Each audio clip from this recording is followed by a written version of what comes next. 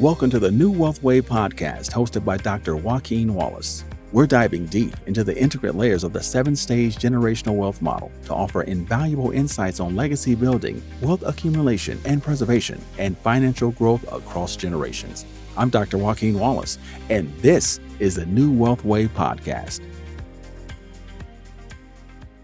Hey, Future Wealth Builders. This is Dr. Joaquin Wallace, and thank you for joining me on another episode of the New Wealth Wave podcast. Today, we are focusing on two stages, stages 1 and stages 4. And to help lead the discussion will be Brian L. Thomas. Brian is a speaker and mentor who helps students develop financial literacy and accountability as they prepare for their independent financial lives. Now, if this is your first time tapping into New Wealth Wave podcast, make sure you subscribe. Or if you are a returnee watching the New Wealth Wave podcast, we'd like to thank you for that as well, because as you know, the subscriptions is what allows us to provide our content to those that are out there. So before we get into the heavy lifting of the program, let me ask Brian a few questions to kind of soften the mood. So Brian, first and foremost, I see you out there on LinkedIn. You're doing a lot of work. Could you tell us a few projects that you're working on so far? Great. Well, first of all, thank you for having me on the podcast. I'm currently focused on speaking to high school and college students about financial literacy and increasing awareness. I also do some mentoring, small business mentoring through an organization called SCORE. And SCORE is the Service Corps of Retired Executives. It's sort of a partner of the small business. That's kind of my key focus right now. And so, Brian, before we get really deep into the podcast, why don't you tell us a little fun fact about yourself? Well, I like to do jigsaw puzzles. That's something that I've kind of rediscovered. I used to do them when I was young and a kid. And now that I'm an adult, I find that it's good kind of a hobby to have to kind of get away from the screen time. So getting away from TV is good, but I don't do them by myself. I usually lay it out on a big table, and as friends and family members come over to the house, everybody seems inclined to find one or two pieces on the puzzle. That's a great way to start conversation around the house as well. So the New Wealth Wave podcast, we focus on the 7-stage generational wealth model. And for those who are new to the podcast itself, let's go over the model. So stage 1 is your internal and external ecosystem. Stage 2 is your financial genetic code, which focuses on financial anxiety and financial trauma. Stage 3, financial healing, where we reprogram your financial genetic code. Stage 4 is financial edification, where we talk about financial literacy and financial inclusion. Stage 5, this is where we all like to get to. This is where our soft landing is at, which is financial well-being, having financial health. Stage 6, generational knowledge. This is a very important piece because this is where we talk about the planning and the most important piece, transferring and creating your financial footprints to get to stage 7, which is generational wealth. Now, Brian, you had a chance to take a look at the model. What was your initial thoughts? Well, it took me a second to digest it because my initial thought was, wow, this is extremely comprehensive. Regardless of where you are on your financial journey, it gives you kind of a perspective of where you've been, where you are right now in the current moment, and where you might aspire to go long term or, soon. So that's what I like best about the model. And that's interesting you say that because the model is broken down into 3 phases, which is the past, the present, and the future. So I'm glad you was able to pick that up as well. So Brian, before you became an advocate in this financial and educational space, where were you on the model? I was around stage 4.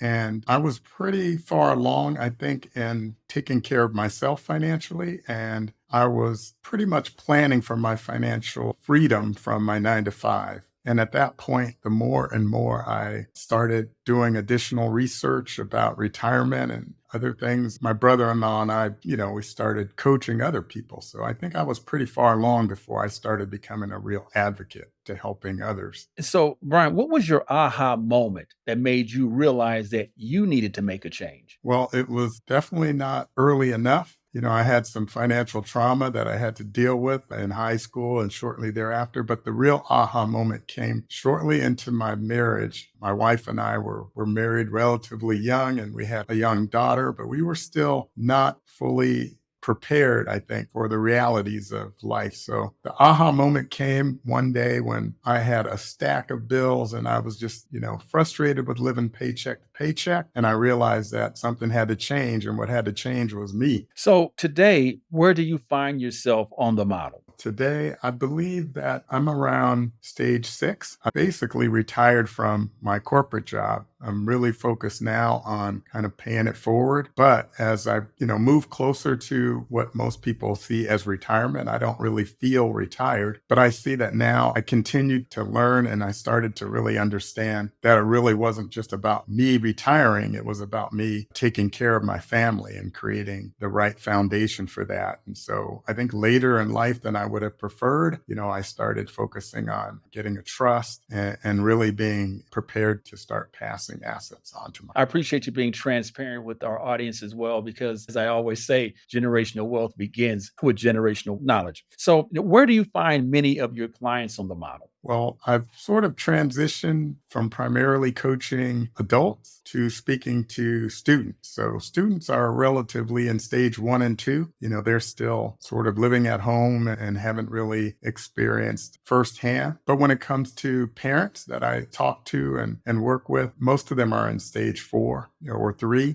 and they're still trying to kind of get their footing or dig themselves out of a financial hole. I appreciate that you mentioned that because, we talk about stage one as our internal and external ecosystem, learn behaviors in the home. I call it walls in. So, very important piece that, as you mentioned, because you can really plant the seeds at an earlier age for these individuals. So, as they grow up, they have a better grasp in regards to where they want to get to in terms of financial edification, literacy, and inclusion, because that's extremely important. For the most part, they're learning from their parents who are their financial fiduciaries, if you will. So, now if you're able to plant those seeds early enough, they can move through the model much more effectively than we did. So, what are some things you focus on in increasing financial literacy? Yeah, definitely. I'm focused on awareness primarily for students. So I really want them to recognize that the lifestyle that they're living right now is really their parents' financial experience and that they're experiencing right now. It doesn't represent their future necessarily. So I do try to focus on that. I focus on setting the right mindset about money because I think that it does start with mindset. It starts with behaviors and habits. So that's what I tend to focus on. I love how you kind of transition, basically saying that the kids basically are living through their parents as their financial experience is their parents. I never really thought of it in that way. So that's a great nugget to take there as well. So, Brian, why do you think so many people have difficulty managing money? Well, most people believe that they'll learn how to manage money when they get some. And by that time, it's too late. So I think the reason people have difficulty primarily is because they haven't really practiced managing money before they get some money. And so how you manage a little bit of money is exactly how you're going to manage a lot of money. And so I just don't think most people recognize that. They think, if I can just get a really good job or if I can, win the lottery, then I'm going to really save some of that money and I'm going to put some aside and I'm going to do all these things properly. But the reality is, if you're not doing that now with a little bit of money, you're probably not going to do it with a lot of money. So And, that's and why I think people tend to struggle with managing money. And history has pretty much showed us that, if you do win the lottery with no financial discipline, it's a 70% chance that you're going to lose all of those inheritance as well. So, great point that you have to make sure that you can practice those behaviors now, have a true understanding, because you may be one of those ones that win that $1.6 billion prize in terms of the lottery. And then what are you going to do with it at that point, right? Call Brian on the phone and then he can help you out. So, is the financial literacy curriculum in schools adequate? It does vary by state. And since the pandemic, there's been a lot of progress towards getting financial literacy curriculum in school, but it does vary by state. Some states have done a lot to ensure that their students are getting financial literacy education prior to graduation. And those states actually are doing a good job. Then there's other states, they're still doing the bare minimum. Probably when you and I went to school, we experienced a home economics class where you got exposed to how to manage a checkbook. Believe it or not, some states still just have basic home economics as the minimum and the maximum amount of education that students are going to get. So I definitely want to share a slide if you'll give me a second. Okay, this slide here is an illustration of the various states in the United States and how they are graded with regard to their financial literacy curriculum. And this study is done by the nation's report card annually. And unfortunately, you can see there's not a lot of states that are green, which would represent a grade A. Red represents an F, which is sort of the worst. And these particular grades are assigned based on sort of the minimum financial education requirements for students, all the way from kindergarten through graduation, and whether or not students are required to complete a full financial literacy type of class for graduation. And so, interestingly enough, depending on where you live, your student may or may not be getting the type of education that we need and we require for them to graduate. And so I've got a slide here I'll share. It's sort of an eye chart, but your readers can actually do a screenshot and they can study this. These are the requirements for states to get specific grades on this annual survey, all the way from an A through an F, depending on the personal financial components required of that curriculum and whether it's required for graduation. Well, taking a look at the map slide, I'm not really too pleased that California is a D. We need to improve as well. And Future Wealth Builders, if you're watching the podcast on YouTube, you will have an opportunity to take a look at the slides that Brian is sharing. If you are listening, make sure that you can tap into YouTube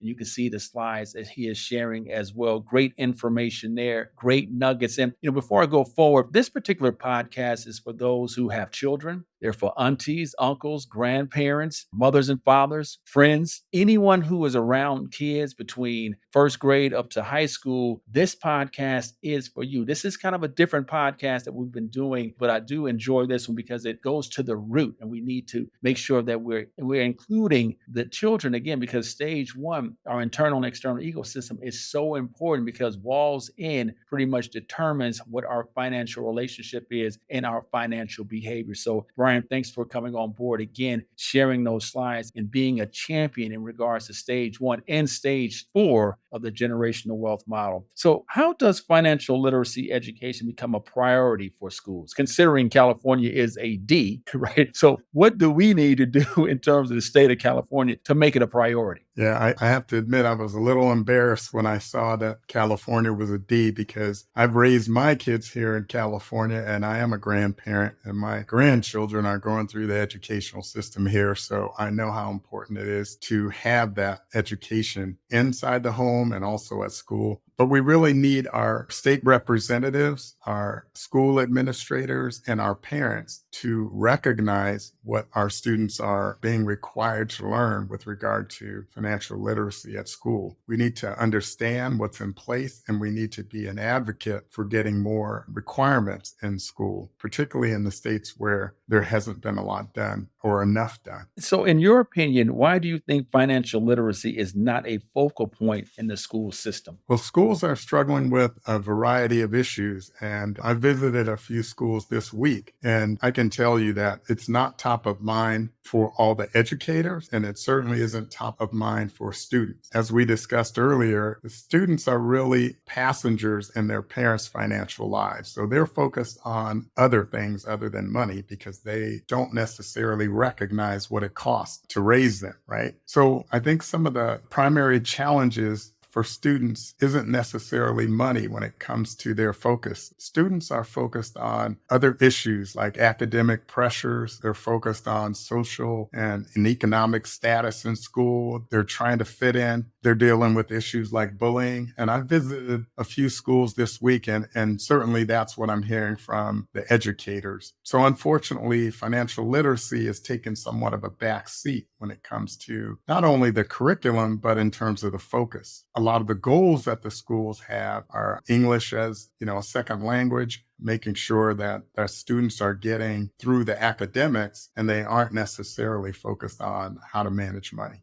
I love how you touched upon the fact that there are so many extraneous events that goes on in school every day, and it goes back to stage one. Then we look at the external ecosystem. We're talking about social environment, self-esteem, self-actualization. All of those things do play a large part, in particular to young kids as well, because they just want to fit in, they want to have fun, but oftentimes they are mimicking what they see outside in their ecosystem. So again, those conversations that you have internally, realistic expectations you provide for them does lend some value to those kids as they grow older throughout the system itself. Let me expand on that a little bit. Certainly, your lifestyle at home and your parents' success with money and their status has an impact on you as a student. If you're a student and you're coming to school hungry, you may not be able to focus on studies. You're interested in where that next meal is going to come from. And so I do think that there's a big influence on, like you said, stage one, on their ability to not only do well in school overall, but to be able to think beyond their current circumstance.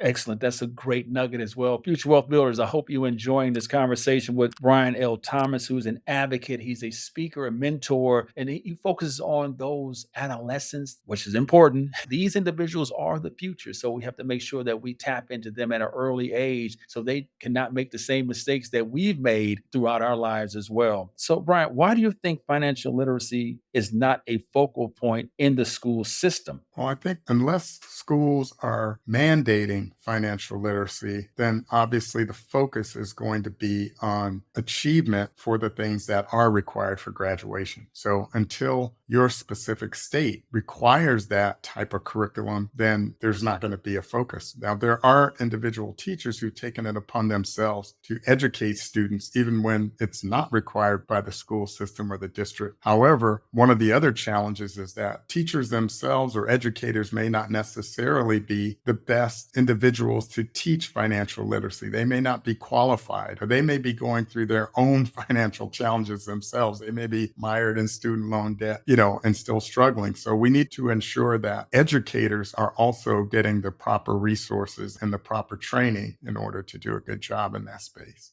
And that's an excellent point because oftentimes, financial issues is not really something that we talk about.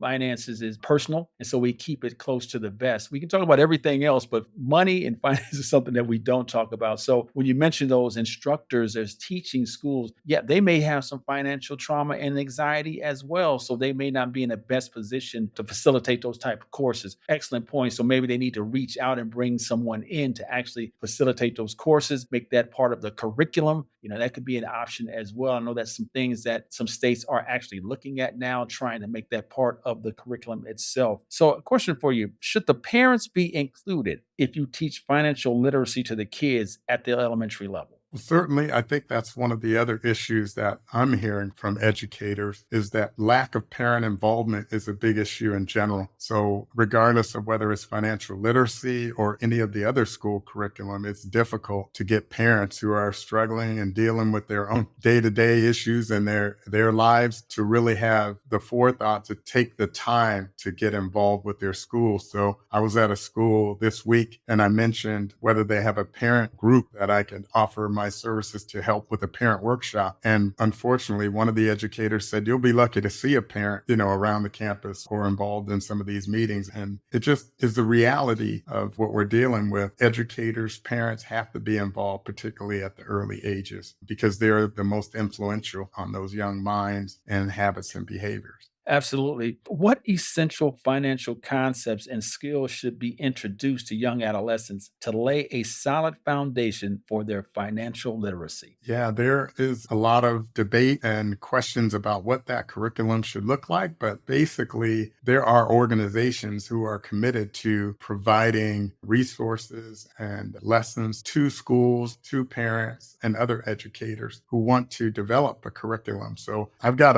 a short list here that indicates these are the types of skills that you need based on your age and your grade. So for pre-kindergarten to second grade, we really want to begin to instill lessons around borrowing and lending and giving. And that sounds like, when you think about borrowing, they're pretty young. We're not talking about banks. We're talking about toys and books They need to understand the concept of borrowing a book or a toy from another child and then giving it back. Or they need to, understand lending. It's important for them to understand if they give something like a gift that they're not going to get it back. So those basic concepts kind of lay the foundation at that early stage. As they move into third to fifth grade, then we want to start having conversations with them about income, expenses. You can start talking to them about, mommy and daddy go to work. We need to make money in order to pay for these expenses. We have to buy food. We have lights on in the house. We need gas for the car. So you start having those conversations with them, and then they start understanding the purpose of managing that money and having perhaps a budget. And then as students move to sixth through eighth grade, the skills and the conversations get more complex. And you start talking about connecting that budget to your desired lifestyle. So we need to save for a vacation, or we need to save money if we're going to, put a pool in the yard. So those conversations and those skills need to kind of stack on one another as a child gets older. That's why it's important to start early, because we want them to stack these skills so that by the time they get to high school, they're ready for the more technical aspects of financial literacy, learning about compound interest and credit and other things like that. So I'm glad you asked that question, because it really does vary with age. And it really focused back into stage one in terms of the internal and external ecosystem, right? Because it's walls in. And I argue the fact that all of our information, our financial behavior, our relationship with money is a byproduct of our parents and the byproduct of their parents and the byproduct of their parents. And sometimes you're talking about 40, 50 years in terms of information is being passed down. May not be the great information, right? But this is what we see all the time. And oftentimes we get into learned helplessness and self-sabotage and things of those nature, because the culture that we see that we've grown up with, and that's just walls in. When we walk outside the door, then we have to deal with a whole different set of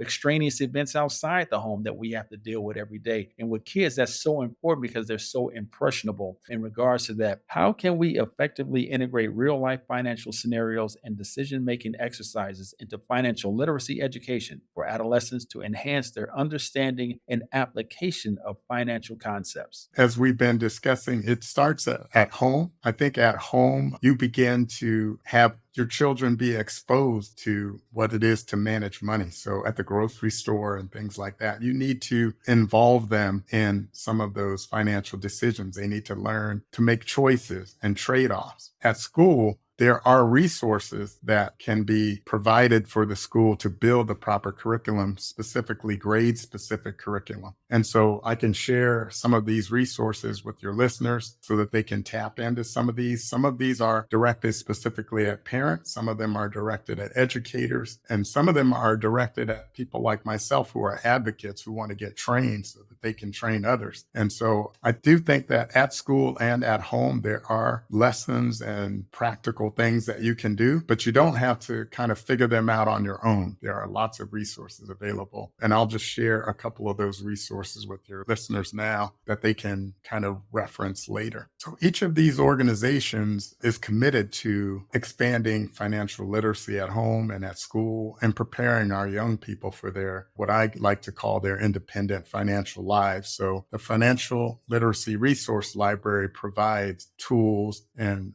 free tools that parents can download, and they can implement lessons at home, regardless of whether you're talking about kindergarten students all the way up through high school. The Money Smart Programs is sponsored by the Federal Deposit Insurance Corporation, which is the FDIC. So it's a government program, and they offer curriculum and free resources to schools and educators. Junior Achievement is an organization that does a great hands-on job, and they do a lot of fill the gap activities for schools that don't have teachers who are qualified to teach financial literacy. So Junior Achievement is a great way that schools can kind of supplement their curriculum. And the National Financial Educators Council also provides resources and does some of these surveys and information that I've shared today. So hopefully your listeners will be able to tap into some of these resources as a parent, a grandparent, or even as an educator. Future Wealth Builders, again, I'd like to thank Brian L. Thomas for coming on, a financial advocate, a mentor. He's pretty much holding the torch, if you will, trying to educate,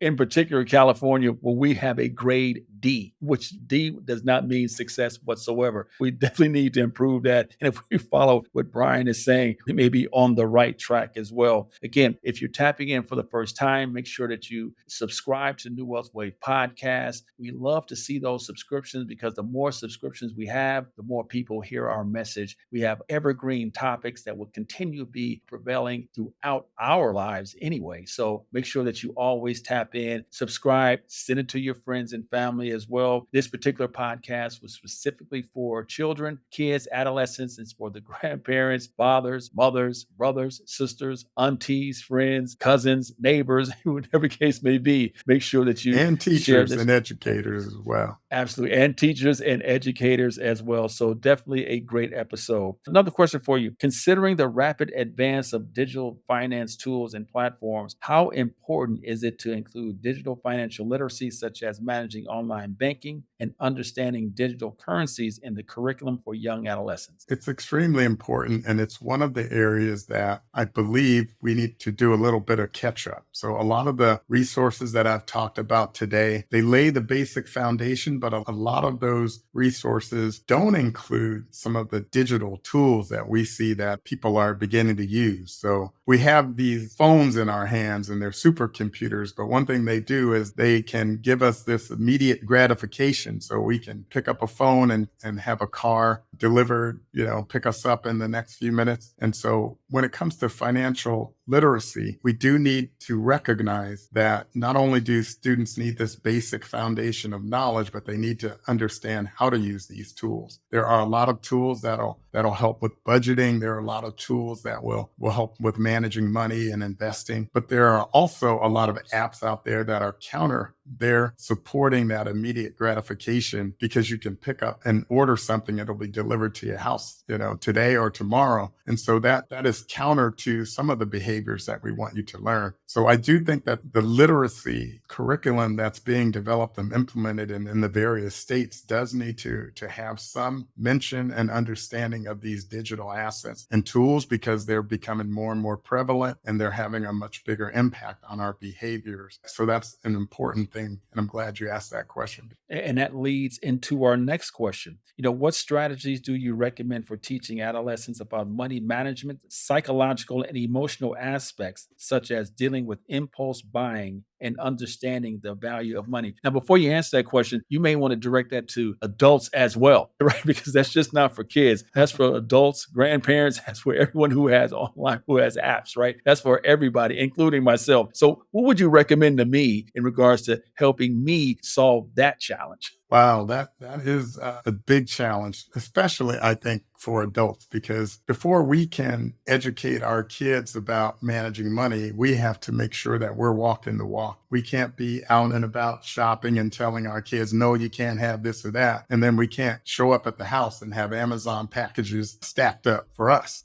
So we do need to begin at home. I think one of the things that we can do is begin to give kids some type of hands-on experience with money. And primarily I see that, in the form of chores and an allowance. And so by giving kids, even young kids, that are kindergarten, second, third grade, giving them some responsibilities around the household and giving them some, meager allowance gives them their first real job experience, right? They're getting paid for providing value. And that's an important thing. And that needs to continue all the way through high school. And some of the resources that I mentioned and shared, they basically recommend they have what's called a chore project at the various age levels. You talk to your kids, you have open and honest conversations about money. You come to an agreement with them about what things they will do around the household. And then you give them allowance. You make them save for the things that they want. So we just need to make sure they're getting some type of hands-on experience. And we can't rely on the schools necessarily to do that. We need to start at home. So you're basically saying we need to go back to old school parenting because that's how I'm sure you and I grew up doing chores around the house. We got $5 for the week, and that was a lot of money during that time, right? I did chores and I didn't get allowance. I don't think I got allowance till I was close to high school, but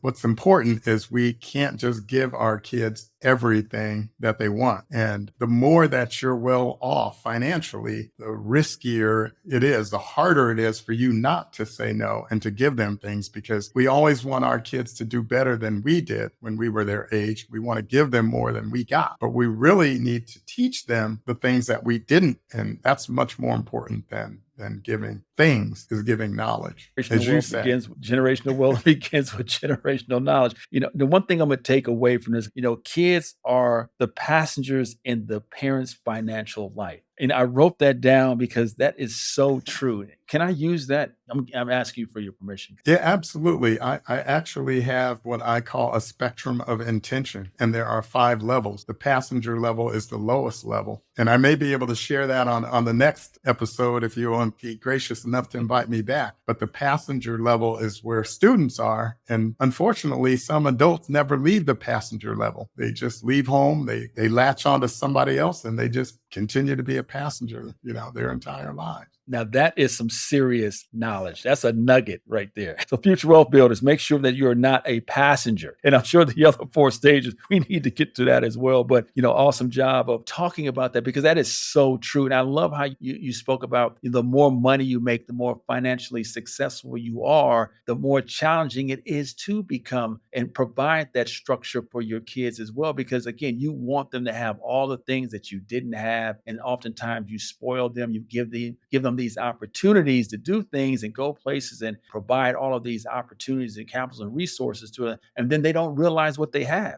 And as they grow up older in life, they're pretty much a financial prisoner. I call those financial prisoners because, again, they're so used to having everything they wanted. And now they know it. Sometimes that can be used as a divisive a measure as well, too, which creates stage 2, which is financial trauma and financial anxiety. Yeah. Absolutely. You believe that you're blessing your kids when you're spoiling them, when you're actually handcuffing them, because when they eventually leave your house and your financial kind of umbrella, they're going to have a stark reality. That lifestyle that you provided for them may be difficult for them to provide for themselves. And the risk is that they will immediately use credit cards, borrowing, and get in debt trying to sustain that lifestyle that you've given them. So it's important, regardless of how successful you've been with money, regardless how much you've struggled with money, we need to let our children know that you're just riding along in this car right now. Eventually, you're going to become your own navigator, your own driver, your own traveler, and hopefully a guide. Those are the 5 levels. And that's important because, again, you have to start at the beginning, stage 1, internal and external ecosystem. What they learn inside the walls is so important. Great conversation, Brian. I mean, you've done a great job. I mean, providing this information, these nuggets. We know some financial passengers at 55, 60, and 65 years of age. I mean, I can point to a few of them. I'm not going to say it on air, but I know some We of all the know a few, unfortunately. Absolutely. One of the final questions for you. From your experience, what are the essential teaching methods or practices that have been shown to make a lasting impact on adolescents' financial behaviors and decision making abilities as they grow into adults? As I mentioned before, any type of hands on experience managing money and understanding the concept of earning money. And people have to recognize that you're doing the best that you can based on who you are right now. And so if you're not happy with your financial situation, then you need to continue to grow. And so the more value that you can add, the more that you'll be able to earn. So the more you learn, the more you earn. So I think those are the basic concepts that we need to teach. And then once they've got that foundation, then they can learn the more technical aspects. So when people talk about financial literacy curriculum, they're really talking about being introduced to the banking system and the economy and how credit works and how you save. And so being able to participate and be included in that financial economy requires that foundational knowledge, behaviors, habits, and understanding about money, and particularly the mindset. So that's where I tend to focus, is preparing them for the reality. And ideally, they will get the technical experiences prior to graduation. And so they won't learn by the school of hard knocks. Well, I commend you for your effort. Again, I mean, you're a mentor, you're an advocate speaker as well. What do you want the listeners to take away from this particular podcast? Primarily, I want the listeners to understand that if you're a parent, you can't rely on the government or the education system to prepare your children for independence, for their own personal independence. You need to prepare them primarily, and then we can rely on schools to help fill the gap for those students who may not have, parents at home who are qualified. Right. So that's the primary thing I want parents and adults to recognize, is that we need to take responsibility and not assume that they're going off to school and they're learning these things. And then secondly, I would say that, as you mentioned earlier, personal finance is personal. It's going to be different for everybody. So as students, you're influenced by your environment, you're influenced by your parents, you're influenced by the kids that you hang around. So I want people to recognize that if you're not happy with your current financial situation, you need to continue to grow. You need to take advantage of the things I have here on the wall. You need, first of all, the correct mindset. You need to take advantage of mentors to help fill the gaps. That could be relatives, teachers, coaches, and you need to create a map of where you want to go financially. And that's one of the reasons I love about the new generational wealth model, is that it gives you that map of understanding. And then the last thing is you need to take steps and that continual movement towards where you want to go, and not be dependent on other people to kind of improve your financial well-being. That's outstanding. So, Brian, please provide your contact information if someone like to gain access to your outstanding services. Well, you can primarily learn about me and what I'm doing if you go to my website. It's brianlthomas.com. And I can be reached on social media, one Brian L. Thomas. So on LinkedIn, my profile is one Brian L. Thomas, Instagram, all these other social platforms. Feel free to reach out to me. I can be available as a speaker to your kids' schools. I can speak to parent groups. And certainly, if you just want to reach out to me and have a conversation, I'd love to help and chat with you about kind of where you are, what stage you're at on the model, and where you want to go in the future. We're all still on a journey until we get to that final stage of building a legacy and being able to pass that wealth on to our family. So all of us are at some point of, progress along our financial journey. Yeah, absolutely. We're each trying to navigate through the 7-stage generational wealth model. Stage 6, again, which is generational knowledge planning, as you mentioned earlier, and transferring your knowledge, creating those financial footprints is so important. And we find that, within our communities itself, it's definitely a challenge. But, what I love about the model itself, it really doesn't focus on one person. Each person is different. Each person's situation is different. And when you have the 3 stages, the past, present, and the future, it depends on where you're at. You may be at stage 6, which is the future, but that may be your present stage at that moment. So it can go counterclockwise as well. You can constantly be navigating back and forth across the model itself. Future Wealth Builders, this has been an outstanding podcast episode. I am just blessed and just pleased and just thankful to have Brian L. Thomas come on, a financial advocate, a mentor, and he focuses on financial literacy for young adults, adolescents, from elementary school all the way up to high school to college, which is so important. As we mentioned earlier, all of us can take heed to this particular episode because it touches on, we all have an opportunity to make an impact, a lasting impact. And if you love this episode, make sure that you share it as well. Make sure you subscribe to the New Wealth Wave podcast on your favorite podcast platform, YouTube, Apple, Spotify, you name it, we're on it. Make sure that you subscribe as well. And on behalf of the New Wealth Wave podcast, myself, my producer, Ray Haycraft, we'd like to thank Brian L. Thomas for coming on the New Wealth Wave podcast. This has been an outstanding episode. And remember, generational wealth begins with generational knowledge. I'll see you on the next New Wealth Wave podcast. Thank you for joining us on the New Wealth Wave podcast, hosted by Dr. Joaquin Wallace. Our show is edited and produced by Ray Haycraft. To dive deeper into the world of financial wisdom and learn how to create your financial footprints, head to our website at www.drjwallace.com.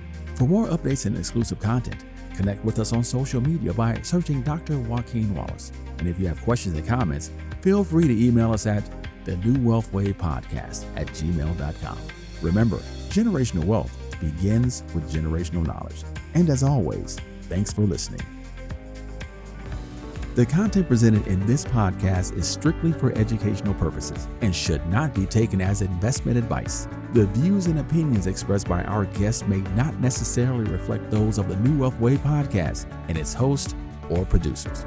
Listeners are urged to exercise discretion and judgment before making any financial or investment decisions. Always consult with a financial professional or advisor before taking any action based on the content of this podcast.